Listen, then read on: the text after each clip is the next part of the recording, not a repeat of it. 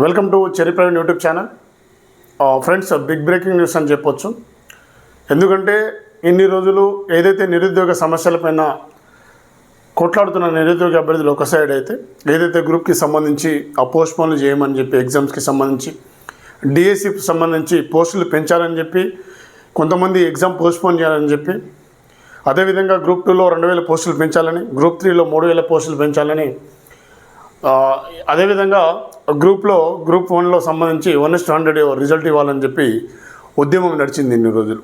ఏదైతే జియో నెంబర్ 46 అభ్యర్థులు ఎందుకు గమ్మునున్నారు, ఎందుకు మరి మీరు ఎందుకు పోరాటం చేస్తారని చెప్పి ఒక 100 క్వశ్చన్లు మాకు రేజ్ అయ్యాయి. సో పర్సనల్గా ఒక చిన్న ఇన్సిడెంట్, నా ఫ్యామిలీలో మా మామయ్యకు చిన్న యాక్సిడెంట్ అవ్వడం వల్ల నేను గత 4-5 రోజుల నుంచి వాళ్ళకు అంటే సరైన గైడెన్స్ ఇచ్చేవాళ్ళు లేక పర్సనల్ ప్రాబ్లం వల్ల నేను ఇక్కడ ఉండిపోయాను. మా మిత్రులు ఏదైతే జియో నెంబర్ 46 ఫైటర్స్ ఈరోజు కథన రంగంలో దూకారు. దిల్సుఖ్నగర్లో రోడ్డుపై బైఠాయించి వందలాది వాహనాలు అక్కడ ఆగిపోయిన సందర్భం మీరు చూస్తూ ఉన్నారు. నేను పైన వీడియో పెడతాను, మీరు చూసుకోవచ్చు. సో ఫ్రెండ్స్, ఏదైతే జియో నెంబర్ 46 అభ్యర్థులు న్యాయపరమైన డిమాండ్ మాది. ఎందుకంటే గత 12 నెలల నుంచి, అంటే సంవత్సరం పైన ఒక నెల, అంటే 13 నెలల నుంచి మేము ఫైట్ చేస్తూ ఉన్నాం. ఈ 13 నెలల్లో గత ప్రభుత్వం మమ్మల్ని మోసం చేసిందని చెప్పి ఇప్పుడైతే ఇప్పుడు 64 మంది ఎమ్మెల్యేలను గెలిపించుకుంటే కొంతమంది జాయిన్ అయ్యారు, మళ్ళీ కొంతమంది నిన్న వెళ్ళిపోయారు, కొంతమంది వెళ్తున్నారు. అటు ఇటు ఆ సైకిల్ జరుగుతుంది. దాన్ని నేను పక్కన పెడితే 64 మంది గ్రామీణ ప్రాంతంలో గెలిచిన అభ్యర్థులు, వారి వెంట ప్రతి ఒక్క ఎమ్మెల్యే అభ్యర్థుల తరపున 100 మంది మేము ప్రత్యక్షంగా పాల్గొంటే, పరోక్షంగా 2000 నుంచి 3000 మంది మేము జియో నెంబర్ 46 అభ్యర్థులను ప్రతి నియోజకవర్గంలో మేము పనిచేసినాం.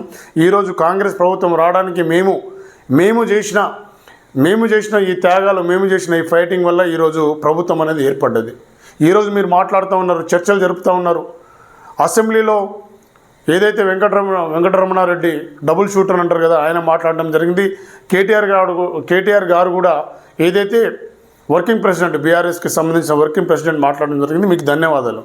బట్ శ్రీధరబాబు గారు కానీ, ఇటుపోతే సీతక్క గారు కానీ, వీళ్ళందరూ బహిరంగంగా మాట్లాడిన వాళ్ళే. కానీ ఈరోజు అసెంబ్లీలో ఏ కోసానా ఏ సందర్భంగా మాట్లాడలేదు.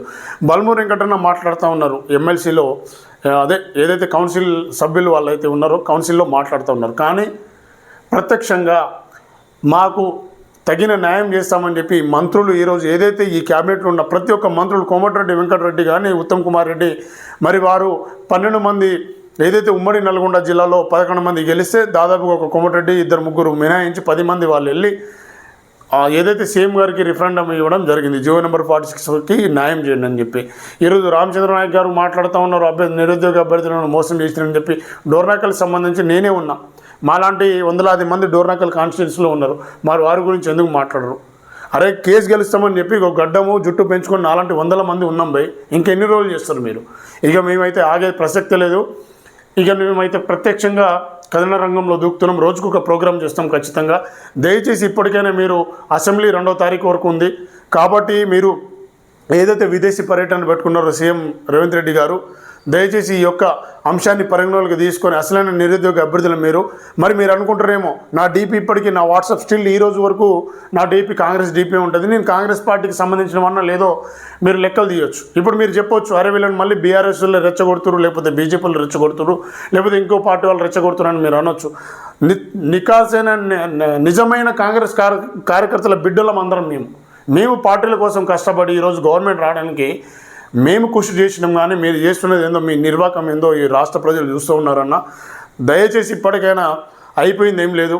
వాడు ఎవడైతే ఆంధ్ర అధికారి, ఆ దొంగన నాయల్ని మీరు ఫస్ట్ వాడిని రిమూవ్ చేయండి. టీఎస్ఎస్పీ ఏదైతే టీఎస్ఎస్పీని ప్రక్షాళన చేసి, టీజీఎస్పీ ఈరోజు ప్రక్షాళన చేసి అక్కడ ఎవరైతే తెలంగాణ బిడ్డను మీరు తీసుకున్నారో, అదేవిధంగా TSLPRB board, Telangana state police లొల్లిల రిక్రూట్మెంట్ బోర్డు లెవెల్ కాదు, లొల్లిల రిక్రూట్మెంట్ బోర్డు చైర్మన్ని మీరు మార్చండి. దయచేసి ఇప్పటికైనా మా యొక్క నిరుద్యోగ జియో నెంబర్ 46 అభ్యర్థులు మీరు మేలు చేయండి, చరిత్రలో నిలిచిపోతారు. ఏదైతే పౌర సన్మానం అంటారు కదా, 1,00,000 మందితోటి మేము సన్మానం చేస్తాం. మీకు నిజంగా మీకు చిత్తశుద్ధి ఉంటే, ఈ కాంగ్రెస్ పార్టీకి చేయాలని ఉంటే దయచేసి చేయండి అని చెప్పి మనస్ఫూర్తిగా కోరుకుంటాం. చేయని రోజు మాత్రం ఈ రోజు నుంచి కథన రంగంలో మేము దూకుతాం. మేమేంటో చూపించే రోజు దగ్గర పడ్డది కాబట్టి దయచేసి ఇప్పటికైనా చేస్తారని ఆశిస్తూ, జై తెలంగాణ, జై హింద్.